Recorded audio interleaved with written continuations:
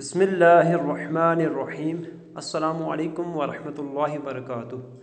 محمد نامی ایک آدمی سارا سال نماز نہ پڑھتا تھا۔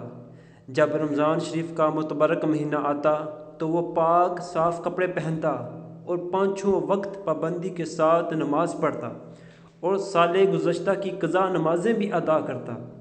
لوگوں نے اس سے پوچھا، تو ایسا کیوں کرتا ہے؟ اس نے جواب دیا، یہ مہینہ رحمت، برکت، توبہ اور مغفرت کا ہے، شاید اللہ پاک مجھے میرے اسی عمل کے سبب بخش دے۔ جب اس کا انتقال ہو گیا تو کسی نے اسے خواب میں دیکھا تو پوچھا، ما فعل اللہ بک، یعنی اللہ تعالیٰ نے تیرے ساتھ کیا معاملہ کیا؟ اس نے جواب دیا، میرے اللہ پاک نے مجھے احترام رمضان شریف بجا لانے کے سبب بخش دیا۔ اس حکایت سے کہیں کو یہ نہ سمجھ بیٹھے کہ اب تو معاذ اللہ سارا سال نمازوں کی چھٹی ہو گئی، صرف رمضان المبارک میں روزہ نماز کر لیا کریں گے اور سیدھے جنت میں چلے جائیں گے۔